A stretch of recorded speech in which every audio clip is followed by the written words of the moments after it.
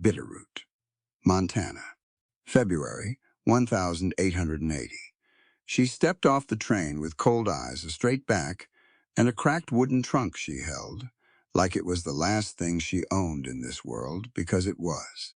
He was already waiting, broad, calloused, turning his hat in nervous circles. That night she looked him dead in the eye and said it flat, "Make me come." He froze. His face went red. His blacksmith hands trembled as he held out a tin cup of warm water, and all he could manage was a whisper. I don't know how, stay with me. This one will stay with you." The locomotive shrieked as it slowed. Steam rolled out across the platform in thick white curtains, swallowing boots and ankles, curling up around wool coats and barrels stacked against the depot wall. The cold hit everything. Bitterroot, Montana in February, had a way of making the air feel personal, like it was trying to get inside you.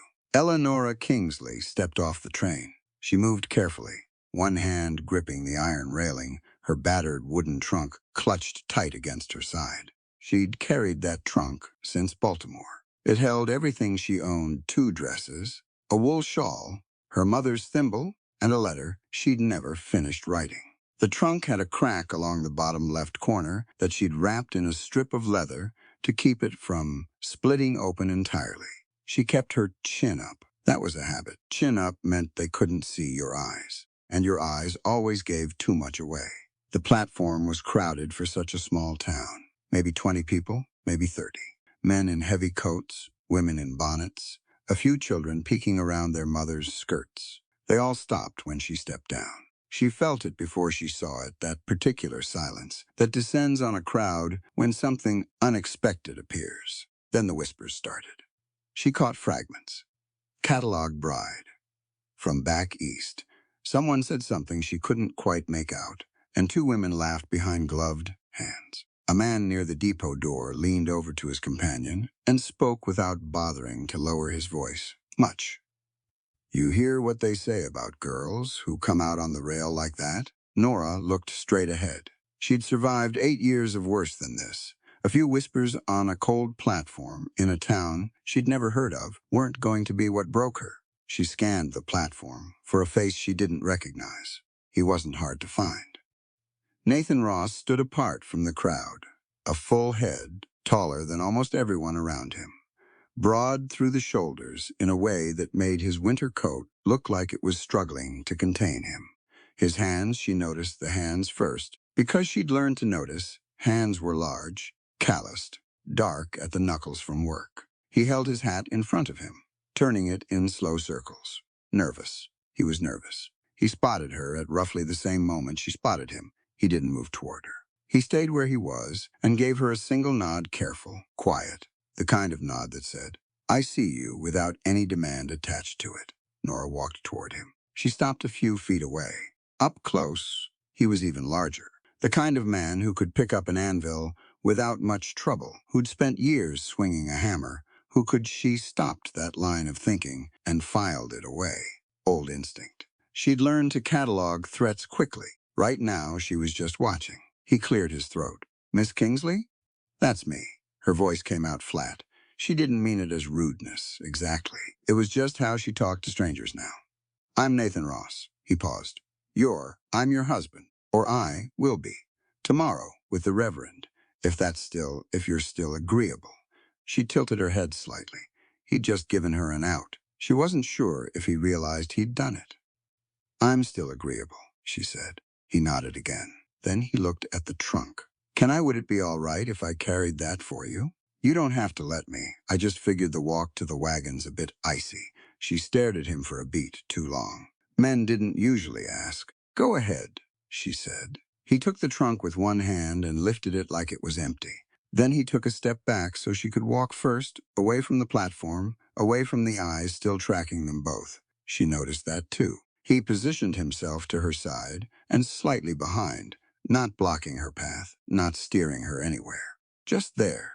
The wagon was at the far end of the depot road, a sturdy bay horse stamping at the frozen ground and blowing fog from its nose. Nathan set the trunk in the bed and then moved to the side of the wagon, offering a hand to help her up. He kept his arm low and turned to the side, giving her room to decline. She took his hand. His grip was firm, but his fingers didn't close around hers the way some men's did, like a door locking. She climbed up. He released her hand the moment she was steady. They pulled away from the depot without ceremony. The town watched them go. She could feel it. But within 2 minutes, the buildings dropped away, and they were out on the open trail, wind coming straight across the valley floor with nothing to slow it down. The snow on either side of the road was deep and untouched, stretching out into a gray-white, nothing that disappeared somewhere near the base of the mountains. It was very quiet except for the wind and the horses' hooves. Nora had prepared herself for questions. Men always had questions, and the questions were usually the same ones, circling the same ugly facts about where she'd come from and how she'd ended up on a train headed west. She had answers ready, careful answers, calibrated to give just enough. Nathan didn't ask anything. He kept his eyes on the road, occasionally clicking at the horse when the animals slowed into the wind. Once a gust hit hard enough to make Nora's shawl pull sideways, and she reached up to catch it. Nathan glanced over, but didn't comment. Another mile passed, maybe two. "The cabin's small," Nathan said finally. He said it like he was confessing something. "I added a second room this fall. Wasn't sure how much space I wanted there to be enough." He paused. "There's a proper stove, and the roof doesn't leak. I fixed that last summer, and there's firewood enough for the whole winter, stacked along the east wall." Nora listened. I don't need much myself," he continued. "I spend most of the day at the forge. You'd have the cabin to yourself a lot. I thought that might be preferable for a while. Having your own time." She looked at him sideways. His ears had gone red at the tips, though she couldn't tell if that was the cold or something else. "You don't have to sell me on it," she said. "I'm already here." Then something in his expression shifted, not quite a smile, but the territory, near one. "Right," he said. "Fair enough." The wind dropped for a moment, just briefly, and in that lull she could hear the snow creaking under the wagon wheels and the distant sound of a pine cracking in the cold. Maybe, or ice settling on the creek they'd just crossed. Bitterroot Valley spread out around them in every direction, enormous and empty and severe. Nothing soft about it, nothing forgiving about February in the mountains. But there was something about the scale of it, something about standing inside that much open space that felt different from the cramped hallways and locked rooms she'd spent 8 years navigating. She pulled her shawl tighter. She wasn't safe yet. She knew better than to decide she was safe based on one wagon ride and a man who asked permission before touching luggage. Caution had kept her alive. She wasn't setting it down yet, but she was watching. And what she was watching so far wasn't what she'd expected. The horse picked up its pace slightly, sensing the barn somewhere ahead. The cabin came into view around a rise in the land, low and solid smoke, coming thin from the chimney, golden light visible through one small window. Nathan brought the wagon to a stop. He set the brake, climbed down, came around to her side. He offered a hand again. Same as before, arm low, turned, plenty of room to say no. She took his hand, stepped down into the snow. The cold hit her feet through her boots. The cabin door was 10 feet away, and the fire inside it was real. "Come on in out of the wind," Nathan said, and turned toward the door. He didn't look back to check if she was following. He just walked forward and left her entirely free to choose. She stood in the snow for one breath, two. Then she followed. The cabin was one room when she walked in. It had been one room until Nathan had added the second. She could see where the new wall met the old one, the wood slightly different. In color, the seams still raw. The addition was modest, a door that latched from the inside, a window no bigger than a bread box, a narrow bed frame with a rope mattress and a quilt folded at the foot. He'd built it for her. She understood that without being told. The main room held a cast-iron stove that was doing its job well, a table with 2 chairs, a shelf of provisions, and his own bed pushed against the far wall. The whole place smelled of pine resin and wood smoke, and something faintly metallic iron dust, from the forge, probably, carried in on his clothes over months and years until it became part of the walls themselves. Nora set her shawl on the peg by the door.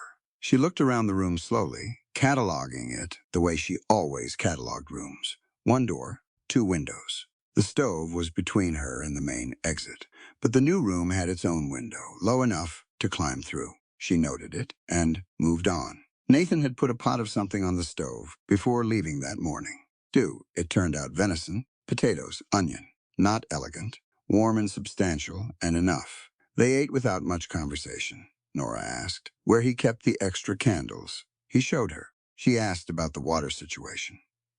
He explained the well was 20 steps from the back door, told her where the spare bucket hung, mentioned that the pump handle needed to be worked twice before it caught in deep cold.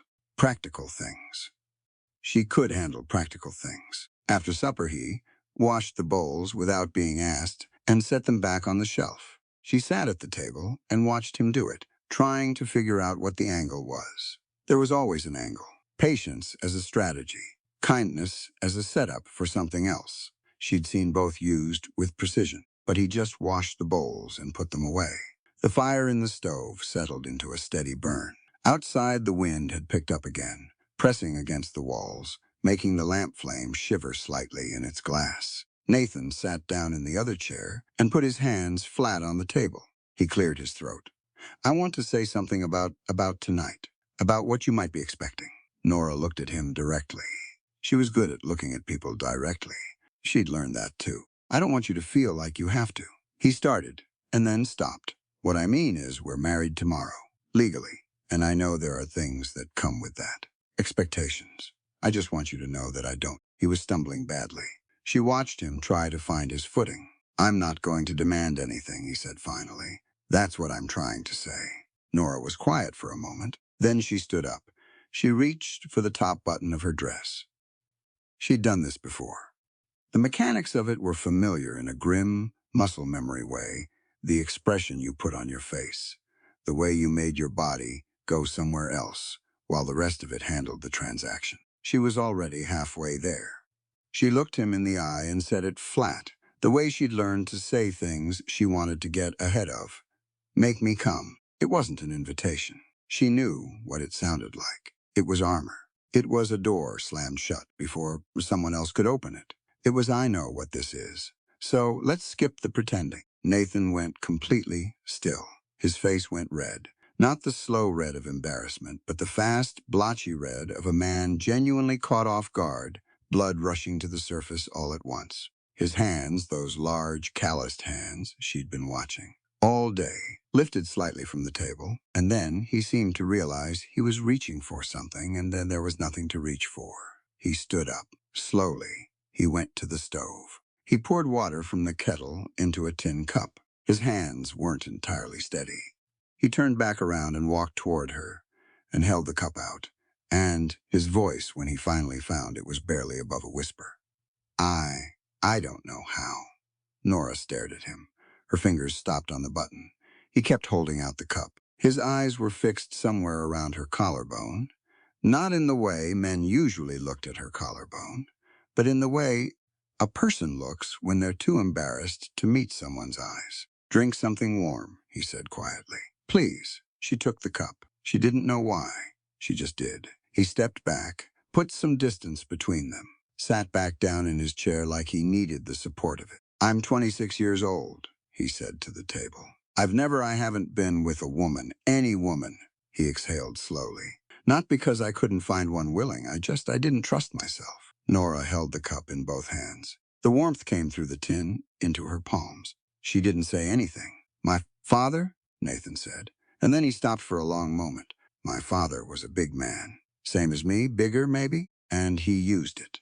Against my mother, mostly. Against anyone who got in his way. He looked up briefly, and then back down. I swore when I was young that I'd never touch a woman in anger.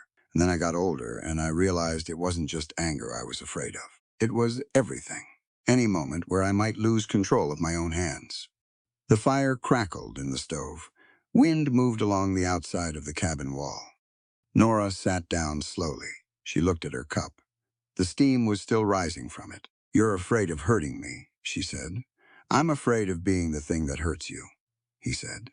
There's a difference. She thought about that. She turned the cup in her hands.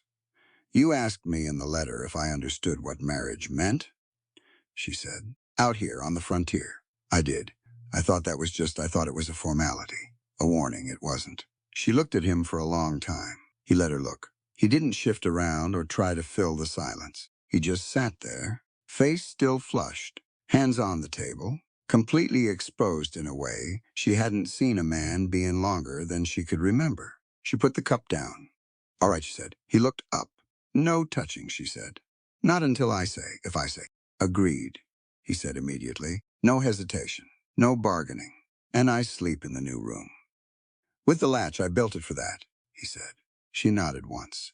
Then she picked up the cup again and finished the water. It was warm and plain and good. They sat on opposite sides of that table for another half hour, while the storm worked itself up outside, and neither of them said very much, and it was the least threatened Nora had felt in 8 years. She latched the door from the inside when she went to bed. Then she lay on her back in the dark and listened to the wind throw itself against the cabin walls and thought that the rope mattress was the most comfortable thing she'd slept on since she was 16 years old. She didn't fully trust it. She didn't fully trust him. But for the first time in a long time, she didn't lie awake making plans for how to run. She was up before he was. Old habit. Be vertical before everyone else. Know the room before it fills up. She built the fire back up in the stove, located the coffee, found a pan and made flatbread from a bag of flour and some lard she found on the shelf. She was halfway through her cup when Nathan appeared in the doorway of his side of the cabin, hair unruly, eyes still adjusting to the light. He stopped when he saw her at the stove. You didn't have to do that, he said. I know. She handed him a cup. I don't do things I don't want to do. He took the cup and looked at the flatbread and then looked at her with an expression she couldn't quite name. He just said, thank you, and sat down. They ate. He told her about the day's work. There were fences on the east side of the property that needed attention, and he had an order at the forge a rancher up the valley. Needed new wagon hardware. 3 sets of it. He spoke without any particular expectation of response, just laying out the shape of the day the way you'd lay out tools before starting a job. Nora said she'd help with the fences. He looked at her. You don't, I said I'd help, she said. It wasn't a question. He nodded. Okay. They worked through the morning in the cold. Nora had never fixed a fence before. But she was competent with her hands, and she paid attention, and Nathan showed her without being condescending about it. Just demonstrated, explained, moved on. They worked side by side, breath fogging in the air, boots crunching through the snow crust. And she found that the rhythm of physical work was one of the few things that quieted her mind down to something manageable. By afternoon, he was at the forge. She followed him there. The forge was a separate structure behind the cabin, half buried in a snowdrift on one side. Inside, it was another world entirely heat, pouring off the firepot. The smell of burning coke and hot iron thick in the air, tools hanging in their places along every wall. The bellows sat beside the hearth. The anvil stood center, massive and scarred with years of use. Nathan had already started on the wagon hardware. He worked with the kind of focus that comes from years of repetition. He didn't think about each motion. His hands just knew. He pumped the bellows to raise the heat, slid a bar of iron into the coals, watched its color shift from black to cherry, red to orange. Nora stood near the door and watched. After a while, he looked up. Come closer if you want. The heat won't hurt you from this side. She moved closer, stood at the edge of the anvil's reach. He pulled the iron from the fire and set it against the anvil face and brought the hammer down. The sound was enormous in the small space, not just loud but physical. Something you felt in your sternum. Clang, clang, clang. He worked the iron through several heats, hammering, returning it to the fire, hammering again. She watched it change shape under each strike, bending, flattening, curling. The iron glowed and dimmed and glowed again each time it came out of the coals. Can I try? She asked. He looked at her, surprised. Then he handed her the hammer. It was heavier than she expected. She adjusted her grip. Hold it lower on the handle, he said. He didn't reach over to move her hand. He just told her. She adjusted, brought the hammer down. The strike was off-center. The iron barely reacted. More from the shoulder, he said. Let the weight of it do the work. She tried again. Better. The iron gave slightly. He let her take 4 more strikes before he took the hammer back, the iron cooling toward a color that wouldn't shape well anymore. He put it back in the fire. She stepped back. Hard iron snaps under pressure, he said, watching the coals. Soft iron bends uselessly. Only the right heat makes it strong and supple. He turned the iron with the tongs. You have to know when to push and when to wait. He wasn't talking entirely about iron. She knew that. She didn't say so. She watched him bring the piece back out, work it through 2 more heats until it held the shape he wanted. He quenched it in the water barrel, and steam rolled up in a column toward the rafters. An hour later, while he was cleaning his tools, he stopped. He looked at her shoulder, her left shoulder, where the shawl had slipped back. She went still instinctively. He didn't pretend he hadn't seen it. He also didn't make it a whole thing. He just reached to the shelf beside the anvil, where he kept a tin of salve for burns, she figured, for the small injuries that came with forge work, and he held it up. May I? He asked. She looked at the tin, looked at him. It won't fix anything, he said. It just helps with the pull. Old scar tissue gets tight in the cold. She turned her shoulder toward him. His touch was careful, slower than necessary, maybe, but not in any way that felt calculated. He worked the salve into the edge of the scar, with his thumb, light pressure, methodical. His hands that could swing a hammer hard enough to shape iron were paying attention to a patch of skin no bigger than his palm, like it was something worth being careful about. She looked at the wall, at the tools hanging in their rows. He finished, put the tin back, stepped away.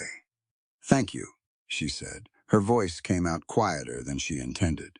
He wiped his hands on a rag and picked up the next piece of hardware he needed to work. He spoke without looking at her, like he was just saying something that happened to be true. The strength God gave these hands is to lift heavy timber and build this home, he said, not to make any living soul kneel or tremble. She looked at the back of his head, at the shoulders that strained his coat, at those hands wrapped around the tongs, rough and powerful and apparently, somehow, capable of learning how to be gentle. She didn't respond. She didn't need to.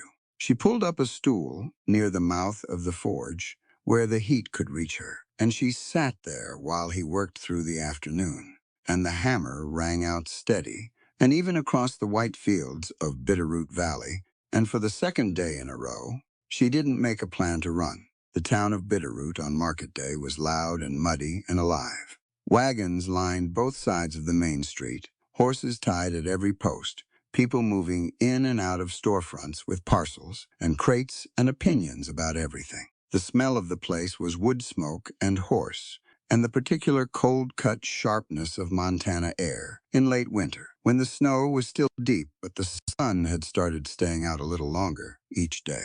Nora sat straight on the wagon bench. She'd put on her better dress, the gray wool, the one without the fraying at the cuffs. She'd combed her hair and pinned it, and she looked, by any reasonable measure, like a respectable frontier wife, come to town for flour and salt. It didn't matter. She felt the eyes before she heard anything. 2 women near the dry goods store turned and leaned toward each other.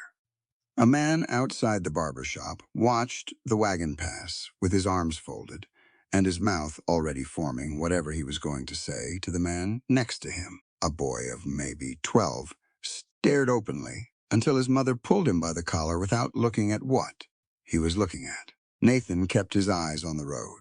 He pulled the wagon up in front of the mercantile and set the brake and came around to her side. Same as always, arm out. Plenty of room to decline. She took his hand and stepped down, and he released her immediately. They went inside. The mercantile was warm and smelled of coffee beans and dried herbs. Shelves ran floor to ceiling on 3 walls, packed with everything a person might need to survive a Montana winter. Behind the counter stood a woman Nora hadn't seen before, tall, sharp-eyed, somewhere past 50, with close-cropped gray hair, and the posture of someone who had decided a long time ago that she wasn't going to make herself small for anybody. She looked at Nora and Nathan both, and she smiled first. "Mr. Ross," she said. You brought your wife, I did, Nathan said, Nora. This is Martha Finch. She runs the place. Martha came around the counter and extended her hand to Nora directly, not to Nathan. Eleanora Kingsley Ross. I heard you came in on the Thursday train. She shook firmly. Welcome to Bitterroot. Population small, opinions large, coffee strong. Come find me if you need anything. Nora shook her hand. Thank you. Don't thank me yet. Wait until you see what I charge for sugar.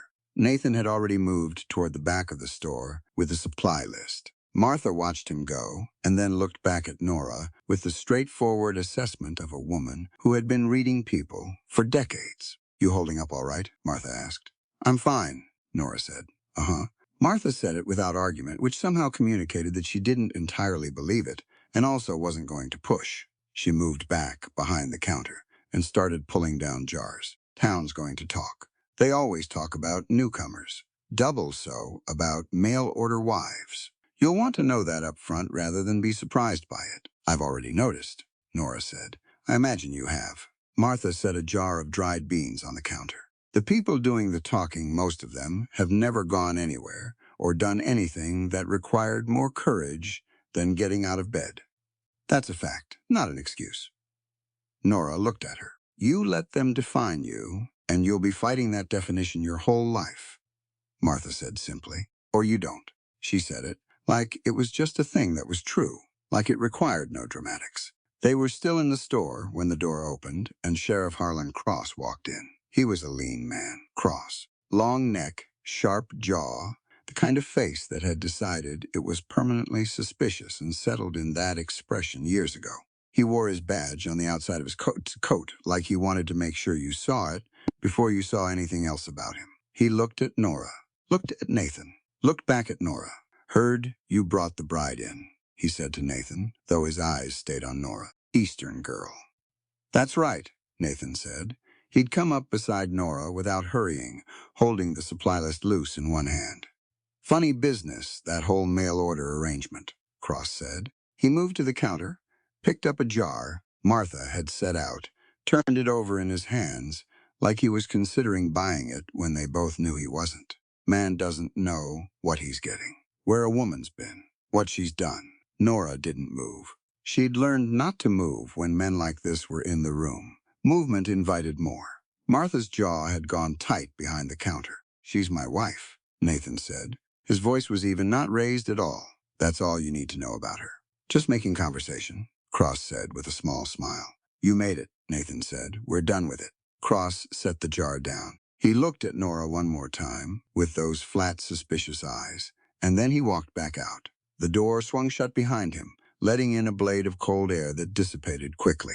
Nobody said anything for a moment. Then Martha set her hands on the counter. Harlan Cross, she said to Nora, has never once in his life held authority he didn't immediately use to make someone smaller. File that away and don't let it touch you. They gathered the rest of the supplies. Nathan loaded them into the back of the wagon and came back in to settle the account with Martha. Nora stayed near the door. She was watching the street through the window. Outside, 3 women had gathered near the post. One of them was gesturing toward the mercantile. She wasn't subtle about it. The others listened and glanced over. One said something that made the others laugh. Nora knew exactly what they were saying. She'd heard variations of it her whole life since she was 16. Where she came from? What kind of woman? You can't really know. She heard the door behind her, and Nathan appeared at her shoulder. He followed her gaze out the window. He saw the women. He saw what they were doing. He didn't say pay them no mind, or they're just being foolish. He didn't try to make it smaller than it was. He pushed the door open and walked out onto the boardwalk. Nora followed. The 3 women saw them coming, and the gesturing stopped. They rearranged their faces into the polite blank expressions people put on when they've been caught. Nathan stopped on the boardwalk. He reached over and took Nora's hand. His grip was steady. Her hand, inside his, felt she didn't let herself finish that thought. He turned toward the small cluster of townspeople who had accumulated on both sides, the ones who had been watching since the wagon rolled in. He didn't shout. He didn't make a speech. He just spoke clearly, at a volume that carried. This is my wife, he said. Eleanora Ross. She is my legal wife and my equal partner on our land. He paused. I'd appreciate it if she was treated accordingly. The boardwalk was quiet for a moment. One of the women near the post looked down at her boots. Another turned away toward the dry goods store. The man who had been watching from the barber shop went back inside. Martha Finch had appeared in the doorway of the mercantile behind them. She was leaning in the doorframe with her arms crossed, watching. When Nora caught her eye, Martha gave a single slow nod. Nathan released her hand after a moment. He offered his arm instead, bent at the elbow, and waited. Nora looked at the offered arm, at the street ahead, at the wagon where their supplies sat loaded and ready to take home. She took his arm. They walked back to the wagon together, and nobody said a word to either of them. On the road out of town, the silence between them was different from the first wagon ride, not charged with the hesitation of strangers anymore. Something had shifted, settled into a different kind of quiet, the kind that comes after someone has done something that can't be undone. You didn't have to do that, she said finally. I know, he said. It might make things harder. People remember when they've been corrected. They were going to talk regardless, Nathan said. At least now they know where I stand. Nora looked at the mountains running alongside the valley, their tops white and still against the gray sky. Where you stand, she said. Next to you, he said. That's where. She didn't answer that. She let it sit between them in the cold air, and she watched the mountains, and she thought about Martha Finch's words in the mercantile. Human dignity is never defined by the cruelty one has survived. It's defined by the courage with which one stands today. She hadn't stood in a very long time. Not the way that meant something. Maybe she was starting to remember how. 3 weeks passed. Then 4. The rhythm of the Ross Ranch settled into something Nora could move inside of without bracing herself constantly. She learned which floorboard near the stove creaked in the cold. She learned that Nathan took his coffee without sugar, but would eat anything sweet she made without comment. She learned that he sang quietly to himself while working the forge, old hymns mostly, not even aware he was doing it half the time. He learned things about her, too. She supposed that she was up before dawn, that she couldn't sleep past a sound she didn't recognize, that she was better at the fences than he'd expected, and that she didn't like being watched while she ate. He stopped watching her eat. Nobody made announcements about any of it. Things just adjusted. The snow was still deep, but the worst of February had burned through, and the blizzards that hit in early March were violent but shorter. They blew through hard and left everything glittering and still. During one of the worst of them, a 3-day storm that locked them inside completely, they played cards by the fire, and Nathan taught her checkers, and she beat him 4 times in a row, and he sat back and looked at the board with genuine bewilderment. That isn't possible, he said. It's very possible, she said. I just beat you. I've been playing since I was 8. Good for you, she said, and reset the board. He laughed. It came out surprised, like he'd forgotten he could do it. She found she liked making him laugh. It was a small thing. She didn't make too much of it. But the careful distance she'd maintained between herself and any feeling that required vulnerability had started, very gradually, to seem less necessary. She didn't decide this. It wasn't a resolution she made. It just happened the way thaws happen quietly, from the inside, before anything on the surface looks different. On a Thursday night in late March, she drew a bath. Nathan had hauled extra water in the afternoon and heated it on the stove without being asked, because the temperature had dropped again. He'd set everything up and then gone to the forge for the last 2 hours of light, giving her the cabin completely to herself. When she'd come in from mending one of the horse blankets and found the water ready and steam rising from the tub, she'd stood in the middle of the room for a moment and not known what to do with the feeling that produced. She bathed slowly. Outside, the blizzard had come up fast, the way they sometimes did 30 minutes of nothing, and then the world turned white and roaring. It threw itself against the cabin in gusts, wind shrieking through the gaps in the window frames. But inside, the stove was burning well, and the water was warm, and the storm was outside, not in. Nathan had come in while she was drying her hair by the fire, her dress back on, the tub set aside. He shook snow off his coat at the door, hung it on the peg, and turned around. He looked at her by the firelight. She looked back at him. It wasn't the first time they'd been in the same room. It wasn't the first time she'd felt him looking. But this was different. She recognized the difference. She'd just been waiting, without knowing she was waiting, to be sure of what the difference meant. She was sure now. She put down the cloth she'd been drying her hair with. "Make me come," she said. He went still. But this time his face didn't go the blotchy, confused red of that first night. This time he looked at her with something careful and clear in his eyes, reading her, the way she'd watched him. Read a piece of iron for the right temperature, patient and precise. "Nora," he said. "I mean it," she said. "Not the way I said it before." She held his gaze. "I mean it now." He crossed the room. He stood in front of her, and he lifted one hand and held it there, between them. Waiting, an old habit by now. That waiting. He'd built it into every single interaction they'd had since the first night she arrived. She took his hand. He exhaled slowly. He led her to sit on the edge of the bed. He sat beside her. He didn't rush anything. He touched her face with the back of his fingers first, her cheek, the line of her jaw, watching her the whole time. "Tell me if you want to stop," he said. "I will," she said. He kissed her softly. Once, then again. The fire in the stove sent light flickering across the walls, and the storm threw itself at the window, and none of it reached them. He moved slowly.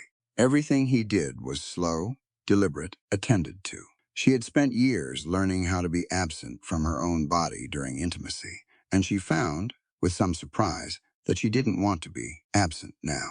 She was entirely present. She noticed everything. His hands careful on her shoulders, her waist. The warmth of him, his breath unsteady, betraying him. He checked in. "Is this okay?" "Yes," she said. "Don't stop." He was attentive in a way that felt entirely new to her, not performing attention, but genuinely listening, adjusting, reading her the way she'd watched him. Read everything else he cared about getting right. He was nervous. She could feel it. He was also, beneath the nerves, steadier than she expected. He would not rush. She understood after a while that this was its own kind of gift. Not the destination of it, but the pacing. The sense that each moment was permitted to exist fully before the next one arrived. When she finally let go, it moved through her like something breaking open, not violently, but completely. Every guard she kept dropped simultaneously, and she pressed her face against his shoulder and made a sound she hadn't made in years, or possibly ever. And he wrapped his arms around her and held her there until the shaking stopped. He didn't say anything. He didn't make it into a performance of his own. He just held her. After a while, he pulled the quilt up around them both. Outside, the blizzard was still working. Inside, the fire was still burning. "Nathan?" she said into the dark. "Yeah. I didn't know it was supposed to feel like that." He was quiet for a moment. His voice, when he answered, was rough and honest. "Neither did I," he said. "I didn't know about any of this." She lay there and listened to his heartbeat and the storm outside and thought about what it meant that two people could come to each other, this damaged, this guarded, this entirely unprepared, and still find their way to something real. She didn't have a name for what they were building together. She thought maybe that was all right. Maybe it didn't need one yet. She closed her eyes. For the first time in 8 years, she slept without planning anything at all. April came to Bitterroot Valley, slow and cold. The snow had begun to pull back from the lower fields, showing dark earth underneath, muddy and soft at the edges where the melt ran down toward the creek. The mountains still held white all the way to their midpoints. The air smelled like wet pine and thaw, and the particular sharpness of a season changing its mind about leaving. Nathan had been up since before dawn. He was at the forge by first light, working through the order backlog that had piled up over the worst of the winter months. 2 sets of wagon hardware still to finish, a custom hinge job for the livery in Helena, a set of fire irons for a household down the valley. He worked in the order things were needed, methodical, the hammer ringing out steady across the quiet morning. Nora brought him coffee at 8 and stood in the forge doorway for a few minutes watching him work. That had become routine. Not planned, it had just developed the way routines do, one day becoming 2, becoming 10, until the pattern was simply part of how mornings worked. She'd started a kitchen garden in the unfrozen strip along the south wall of the cabin.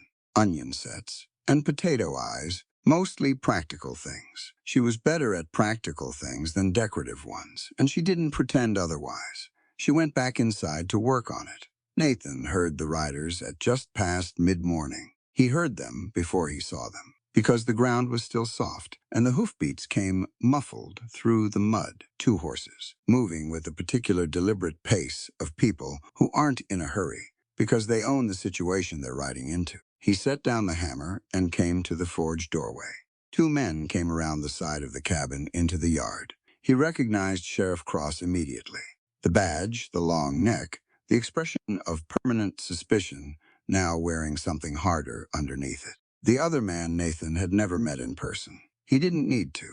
The description fit precisely, broad through the gut, well-dressed by frontier standards, with a gold watch chain across his vest and the kind of face that had learned early how to arrange itself into cordiality, while feeling nothing remotely cordial.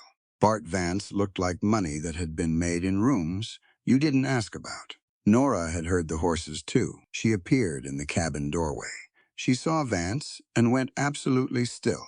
Nathan noticed her stillness and moved across the yard, so he was between her and the 2 men. Before he was fully aware, he'd decided to do it. Ross, Cross said, staying mounted.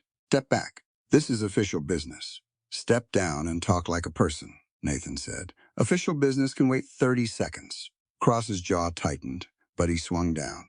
Vance stayed mounted, which Nathan read immediately for what it was, a positioning choice, a way to stay above the conversation.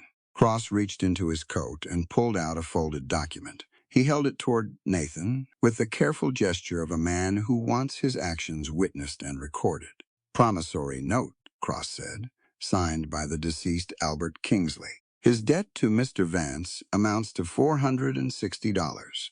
Accumulated across 3 years of gambling credit, extended in good faith. He unfolded the paper. The note stipulates that in the event of default, repayment could be satisfied by 5 years of labor from the signatory's heir.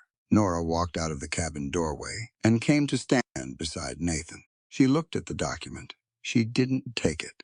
That note is a fraud, Nathan said. The signature's been verified by 2 witnesses, Cross said. I'd like to know who those witnesses are and what Vance paid them. Vance spoke for the first time from his horse.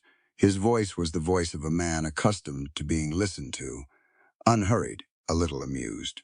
Mrs. Ross, it's been some time. You're looking considerably better than when you left my establishment. Nora didn't look at him. She kept her eyes on the document. That's not my father's signature, she said. Her voice was flat and precise. My father died when I was 15. He didn't gamble. He didn't drink. Memories soften, Vance said, especially childhood ones. My memories are fine. Cross refolded the document. Whether the debt is disputed or not, the legal paperwork exists and must be answered in court. In the meantime, she goes nowhere, Nathan said. That's not your decision, Ross. It's absolutely my decision. She's my wife. She's standing on my land. You have a document, take it to a judge in Helena, and we'll answer it in front of a judge in Helena. We'll bring our own lawyer. Cross and Vance exchanged a look. Something passed between them, some agreement previously made. Vance reached into his coat and produced a Colt revolver with the ease of a man who had done it many times. He brought it around unhurried and leveled it directly at Nathan's temple from 4 feet away. The yard went very quiet. I think, Vance said pleasantly, we'll skip the part where this takes months. Nathan felt the blood in his whole body shift. His hands were at his sides. He was aware of every inch of distance between himself and Vance's horse, the angle of the gun, the position of Cross behind him. His mind ran through it quickly and came back with nothing good. He stayed still. Nora's voice came from beside him, very controlled. Put it down. Come to the wagon, Vance said to her. And your husband keeps his brains where they are, Nathan said quietly. Nora, don't. She looked at him. A long look. She read something in his face, and he read something in hers, and neither of them could say it out loud with 2 armed men in the yard. Then she reached out and put one hand briefly on Nathan's forearm. She walked past him toward Vance's wagon. Nora, it's all right, she said, without turning. Cross moved to take her arm, but she shrugged him off and climbed up to the wagon bench herself without assistance. She set her hands in her lap, Her posture was the same one she'd stepped off the train, with chin up, eyes forward, giving nothing away. Vance held the gun for another 3 seconds. Then he lowered it and holstered it, smooth and practiced. Nathan started forward. Cross stepped in front of him. He was backed by the Colt, and they both knew it. "Contempt of an official proceeding," Cross said. "You want to add that to your problems?" Nathan stopped. He watched the wagon. He watched Nora on the bench, straight-backed, still. She turned her head and looked back at him for just a moment. Then she dropped her hand to the side of the wagon, and her fingers worked quickly, a specific motion, deliberate, practiced. She released something from the pocket of her apron, and it fell into the snow beside the wheel. The wagon moved forward. Vance and Cross rode out ahead of it, and Nathan stood in the yard and watched until the wagon went around the tree line and disappeared. He stood there for a moment in the muddy yard in the April cold, blood running loud in his ears, the anger in him so large it had gone quiet on the other side of itself. Then he walked to where the wagon had stood. In the snow beside the wheel track, barely visible, lay a piece of rope. He picked it up. It was tied in a specific knot, a double overhand, with a distinctive loop he'd taught her 3 weeks ago while showing her how to secure fence posts in unstable ground. It had taken her 4 tries to get it right. She'd complained it was unnecessarily complicated, and he'd told her that was the point. The complexity was so you knew exactly who tied it. She had tied this one perfectly. He looked at the knot for a long time. Then something hit him from behind. He heard it a half-second before it landed. Cross's second man, who had come around the other side of the cabin, while the confrontation had his full attention. The stock of a rifle connected with the back of his head, and the world went white, and then gray, and then he was on his knees in the mud, without knowing how he got there. The snow came up to meet him slowly. His blood was very bright against it, a spreading red against white. And his last conscious thought was the knot still clenched in his fist. He didn't let go of it. He came back to himself by degrees. Sound first. A fire crackling nearby, wind outside, but the contained kind channeled around a building, not open-range wind. A door somewhere. Voices, low. Then pain. The back of his head, specific and insistent. Nathan opened his eyes. He was on a cot near a cast-iron stove that wasn't his. The ceiling above him was plank wood, the knots in the grain unfamiliar. He turned his head carefully and regretted the speed of it. Martha Finch was sitting 4 feet away, watching him with her arms folded. "There he is," she said. "Lay still." "Where?" "Storeroom behind the mercantile. Amos Briggs found you in your yard and had the sense to come get me before he did anything else. You've been out most of the day." Nathan tried to sit up, I said. "Lay still," Martha said. She stood and pressed a hand firmly to his chest. "You've got a bad crack on the back of your head, no broken bones that I can find, and you lost some blood into the snow. Give it another 10 minutes. He stopped fighting her on it. "They took Nora. I know. Vance. And Cross. I know that too." She went to the small stove and poured something into a cup and brought it back. "Drink this." He drank it. It tasted like willow bark and determination. "Forged debt note," he said, against her father's name. "Albert Kingsley never gambled a day in his life," Martha said. "I knew the family. He was a school teacher." "Then who signed it?" Martha looked at him steadily. "I've been asking around since you were brought in. Word travels in a small town, even when people don't mean it to." She paused. "There's a woman in Billings, Clara Maves. She's Nora's mother's sister, the only living family Nora had left after her father died." Nathan looked at the ceiling. "The document," Martha said carefully. "It has Clara Maves listed as co-signatory, as the guardian who entered into the labor agreement on Nora's behalf." The silence in the storeroom was complete for a moment. "Her aunt," he said. "Her aunt," Martha confirmed. He sat with that, the full weight of it. Nora had come west, carrying 8 years of abuse with her, and underneath all of it, hidden where she couldn't see it yet, was the fact that the person who had sold her into it was the only family member she'd trusted. The one person she might have believed was looking out for her. He thought about 16-year-old Nora arriving somewhere she'd never been, believing it was some kind of arrangement for her welfare, and understanding too late what it actually was. He closed his eyes briefly, then he opened them and sat up. Martha moved to object, and he held up a hand. I'm sitting up, not standing. Give me a minute. She gave him the minute. She was good at reading when to push. After 60 seconds, he stood. The room tilted once and then settled. He looked at his left fist. The knot was still there. He'd held it through everything the blow. The time unconscious, all of it. He uncurled his fingers and looked at it in the lamplight. She had left him a message. A deliberate one, chosen specifically because it was something only the two of them would understand. She hadn't gone passive. She was retreating on purpose, buying time, trusting him to read it and come. She was trusting him. The weight of that was different from anger. Anger was something you could burn through. This was something steadier. It settled in his chest and stayed there, unhurried, pointing in one direction. I need to get to Helena, he said. I know, Martha said. Sit down again for 10 minutes and eat something, and I'll have my wagon ready by the time you're done. Martha. I'm going with you, she said. I have a friend in Helena, Thomas Birch. He's a young northern attorney, and he owes me a considerable favor from 3 years back, the details of which you don't need. She looked at him directly. Vance isn't just extorting Nora. I've suspected for 2 years that the debt note scheme is how he sources women for his operation. She's not the first.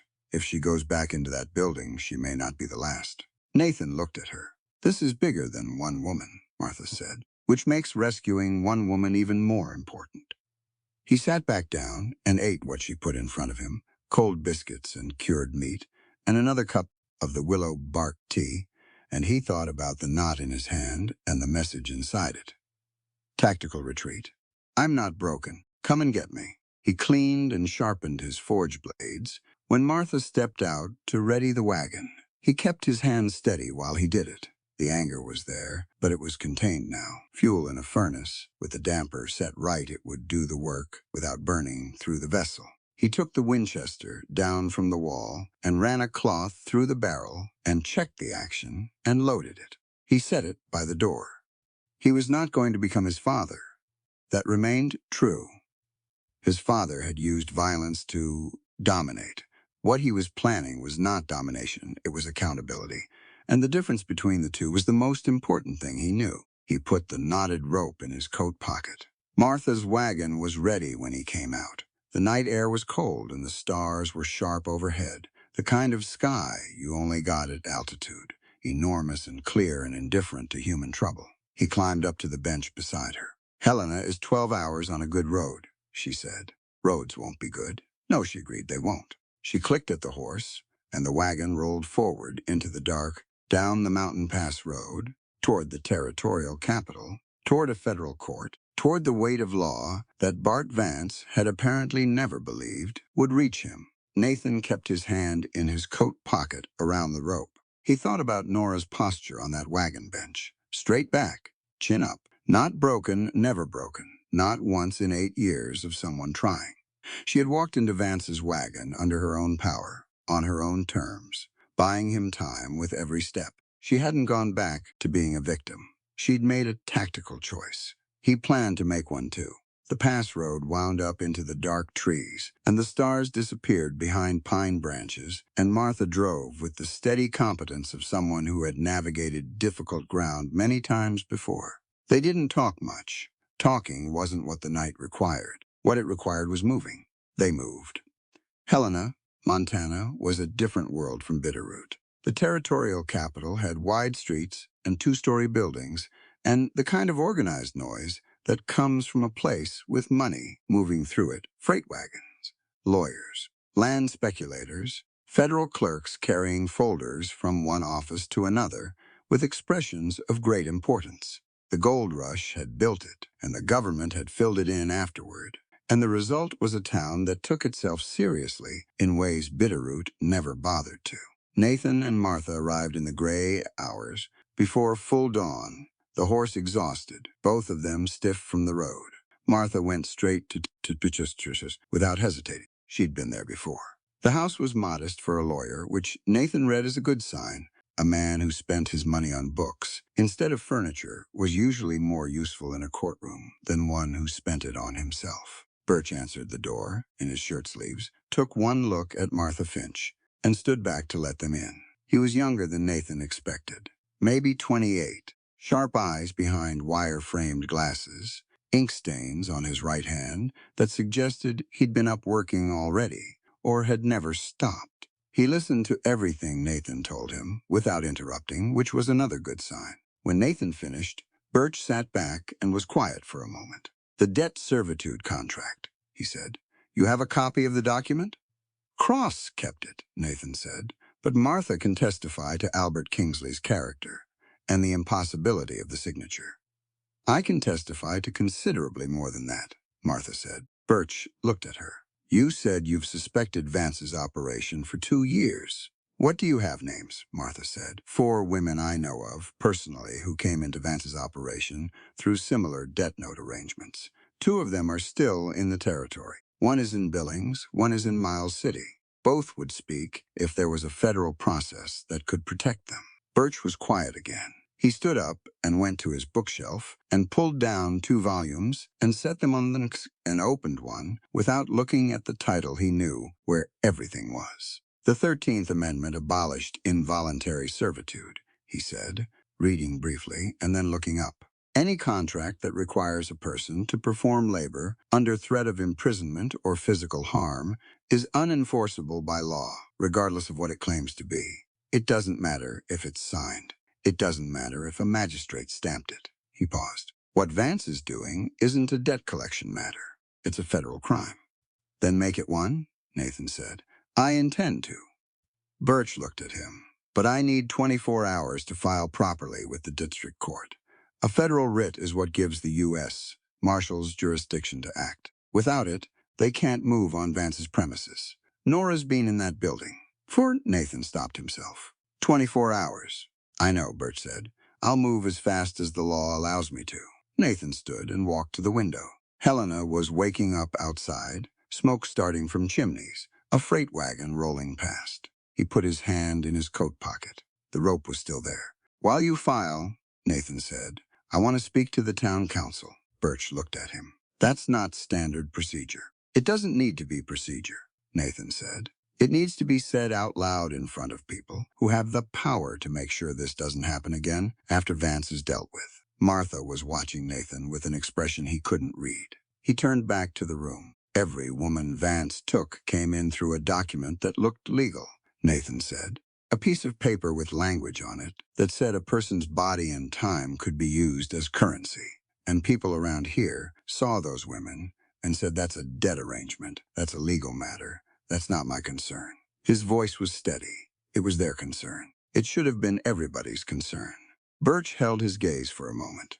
Then he nodded slowly. "I can arrange 30 minutes with the council before I file." The council met in the back room of the federal building at 9 in the morning, 6 men around a rectangular table, various degrees of skeptical. Nathan stood at the end of the table. Martha sat along the wall. He didn't have notes. He didn't need them. "A human being is not collateral for a debt," he said. His voice was flat and direct, and it carried. "Any contract that strips away a person's freedom and dignity is a crime against humanity. It doesn't matter what the paper says. It doesn't matter who signed it or what they claimed it was for." He looked at each of them in turn. "Bart Vance has been operating in this territory for 7 years. He has taken multiple women through forged debt instruments and held them against their will in his establishment. That happened here, in your territory, with your sheriff's participation." The room was quiet. "You have the authority to make sure that when Thomas Birch files today, this court acts immediately," Nathan continued. "You also have the authority to make sure that Harlan Cross never pins a badge in this territory again. I'm asking you to do both." One of the older council members, a heavy man with a white beard, leaned forward.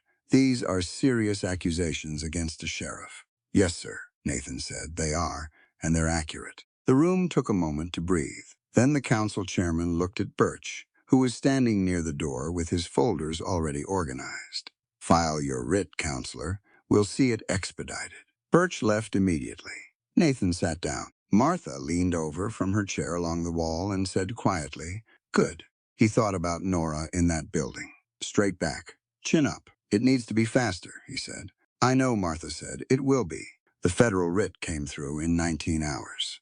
Birch had barely slept. Nathan hadn't slept at all. He'd spent the night in the lawyer's front room, with the Winchester across his knees, turning the knotted rope in his hands, running through what he knew about the layout of the St. Louis saloon from descriptions Martha had gathered.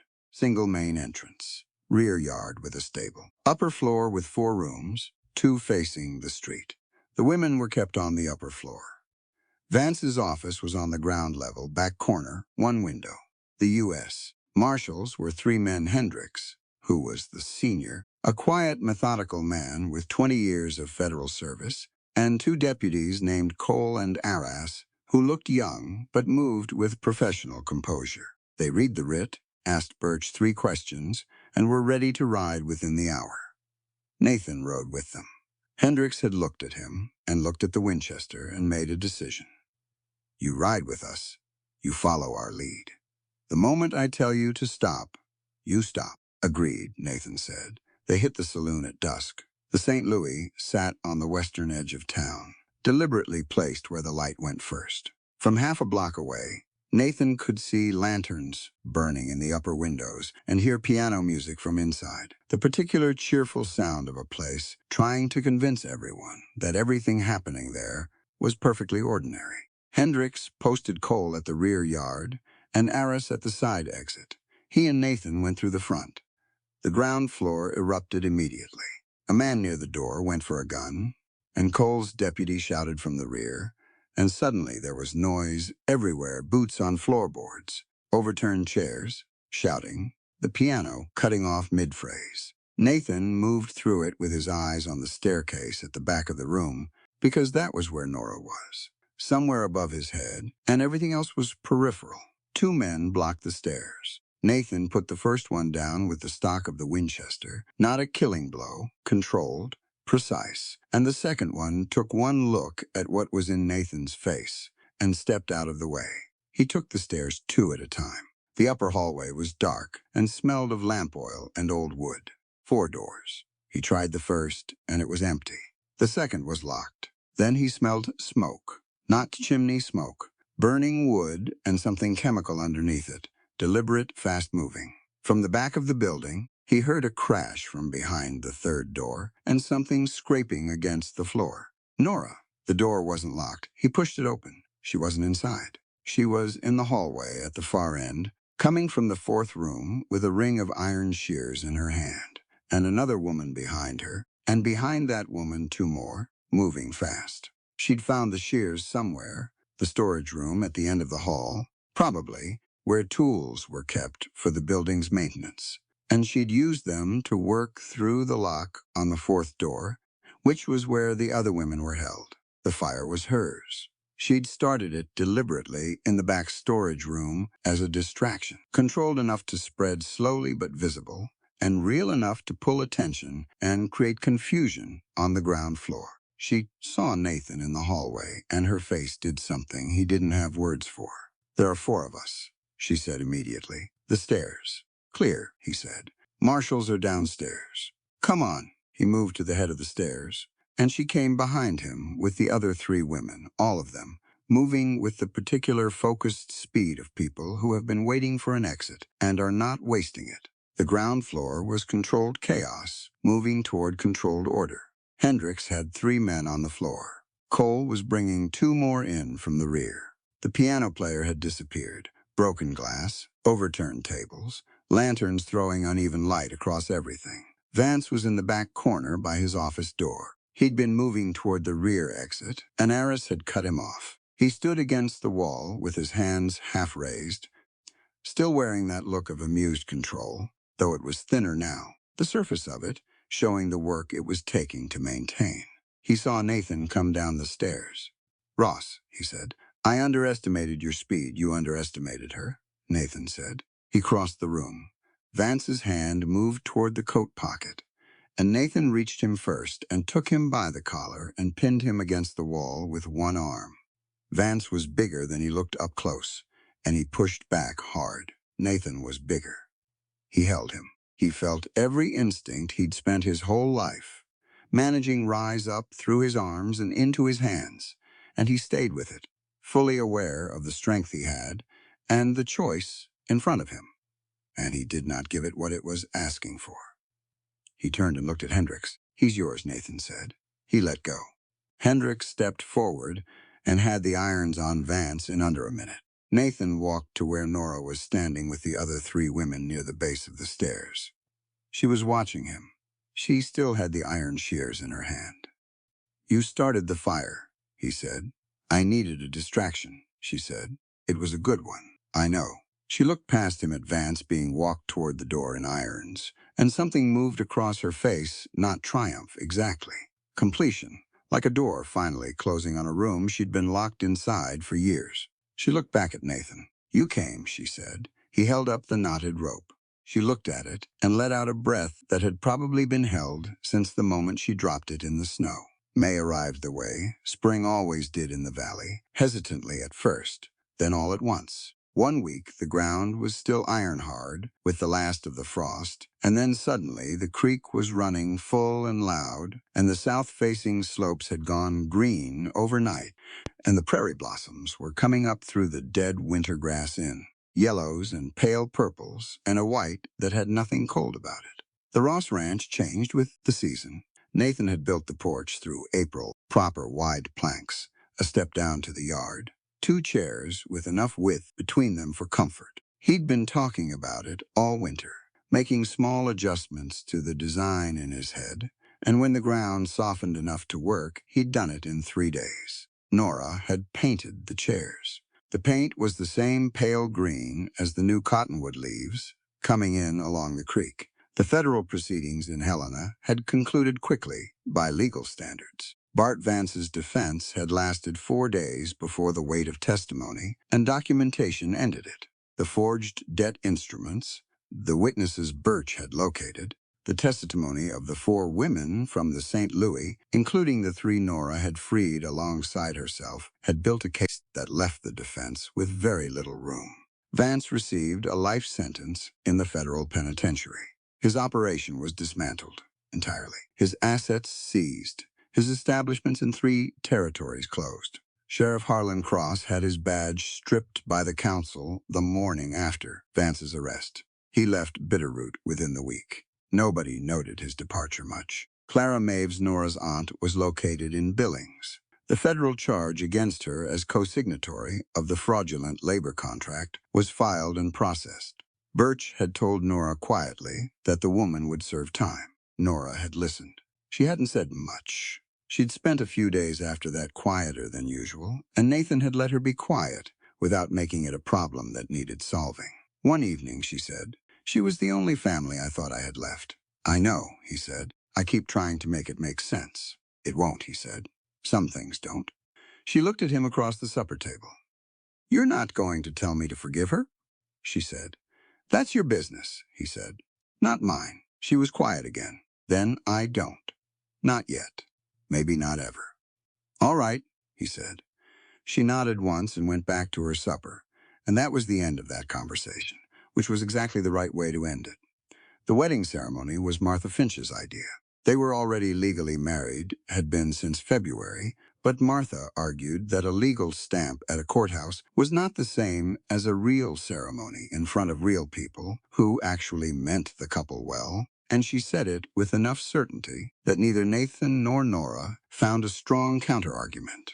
It was a Saturday in late May. The yard of the Ross Ranch had been set up with chairs borrowed from the church and flowers that Martha and 2 other women from town had arranged along the fence posts. The Reverend came out from Bitterroot. About 20 people attended, which was more than Nathan had expected, and fewer than Martha had planned for, which meant it was probably exactly right. Nora wore the gray wool dress with the fraying cuffs because it was her best dress, and she'd repaired the cuffs herself in March, and it fit her well, and she saw no reason to acquire something new for the sake of appearance. She looked, Nathan thought, like herself, which was better than anything else she could have looked like. They stood in front of the Reverend in the May sunshine, with the creek running audible in the background, and the mountains still white-tipped overhead, and the prairie blossoms coming up through the grass all around the yard. The Reverend kept it short. He was a practical man, they said the words. Nathan's hands were steadier than they'd been in February on the train platform. Nora's voice was clear. Martha Finch cried, briefly, and denied it immediately after. There was food, afterward.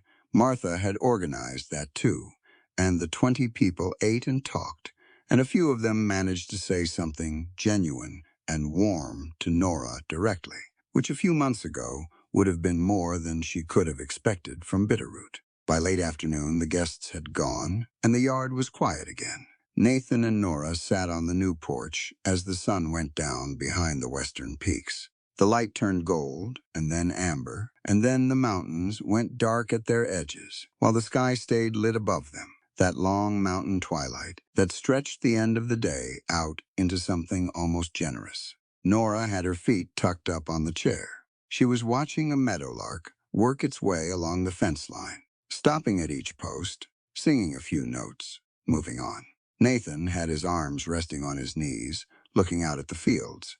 The grass was fully green now in the lower pastures. He'd need to move the horse to the east side next week. There was always something next. Nora shifted in her chair and leaned over and rested her head against his shoulder. He stayed still. He didn't make a thing of it. After a while, she said, "I used to make plans every night." "What kind of plans?" "Escape routes. What I'd take. Where I'd go." She watched the meadowlark settle on the last fence post. "I did it every single night for 8 years, even when there was nowhere to go. It was how I slept." "Do you still?" he asked. She was quiet for a moment. "No," she said. The meadowlark sang once more, and then lifted off the post and flew low across the field and disappeared into the grass. Nathan reached over and covered her hand with his. She turned her palm up and held on. The valley spread out in front of them, enormous, unhurried, giving nothing away but its own beauty. The creek ran. The blossoms moved in the evening breeze. Somewhere in the tree line, a night bird started up, calling once and then going quiet, waiting for the dark to finish arriving. 2 people sat on a porch they had built together, on land that was theirs, in a life that had cost them both more than anyone should have to pay. It was enough. It was in every way that mattered. More than enough. There's a reason this story stays with you after the last page. It isn't the gunfight. It isn't the rescue. It isn't even the romance, though Lord knows there's plenty of it. What stays with you is something quieter than all of that.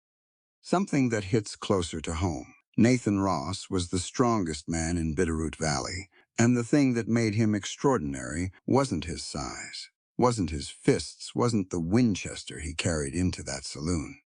It was the fact that he knew the difference between power and violence. He'd grown up watching his father confuse the two, and he spent his entire life making sure he never made the same mistake. That kind of self-awareness is rare in any century. A man who can hold another man against a wall with one arm and then deliberately, consciously choose to let go, that's not weakness. That is the hardest thing a strong person can do. And Nora Kingsley walked into this story with 8 years of damage sitting on her shoulders like iron, and she never once let it make her small. She was guarded, yes. She was sharp, yes, but she was never broken. And there's a difference between those two things that this story understands better than most. She didn't need saving from herself. She needed one person to treat her like her choices mattered. One person to ask before reaching for her luggage. One person to build a room with a latch on the inside and never once try the door. When that person appeared, she didn't dissolve into gratitude. Stayed exactly who she was, and she healed on her own terms, at her own pace, without apology. That's the first thing this story is about. Consent isn't a legal technicality. It isn't a formality you get out of the way before the real thing begins. It is the real thing. Every moment Nathan waited, every time he held out his hand and gave her room to say no, every check-in in the dark that patience wasn't weakness or strategy. It was respect in its most practical form, and the story shows us, clearly and without sentiment, what happens when 2 people actually practice that. What becomes possible? What opens up? The warmth Nora finally felt wasn't just physical. It was the warmth of being seen as a person with the right to decide. The second thing this story is about is the lie we tell about strength. We spend so much time in this culture equating strength with force, with taking, with dominating, with never backing down. Nathan Ross is a direct argument against all of that. His strength was most visible not when he was swinging a hammer or pinning Vance against a wall, but when he sat across a table from a frightened woman and said, plainly and without ego, "I don't know how." 4 words, the most honest 4 words in the entire story. It takes more courage to admit ignorance than to perform confidence. It takes more character to protect someone's freedom than to claim ownership of it. The third thing, and maybe the most important, is what this story says about survival. Nora didn't survive 8 years of abuse because she was lucky. She survived because she stayed intelligent. She stayed watchful. She left a knotted rope in the snow and trusted that the right person would know how to read it. Survival isn't passive. It's the daily, exhausting, unglamorous work of and staying yourself when the world is trying to strip both of those things away from you. This story honors that work. It doesn't rush Nora's healing. It doesn't ask her to forgive on anyone else's timeline. It lets her sit at a supper table and say, "I don't forgive her. Not yet. Maybe not ever." And it treats that as a complete and legitimate answer. What this story gives you, ultimately, is a picture of what it looks like when people actually choose to be decent to each other. Not perfectly, not without fear or confusion or stumbling badly over their own words, but consistently, deliberately, even when it costs them something. Nathan paid a price for standing next to Nora on that boardwalk. He knew he would. He stood there anyway. That's not a grand, heroic gesture. That's just a person deciding who they are and living accordingly. 2 broken people, a Montana winter, and the slow, hard, beautiful work of becoming whole. That's what this story is. And if any part of it reflected something true about your own life, about the way you've been treated, or the way you've treated others, then it did exactly what a good story is supposed to do. This story is a work of fiction created for entertainment and storytelling purposes. Any resemblance to real persons, living or dead, is entirely coincidental.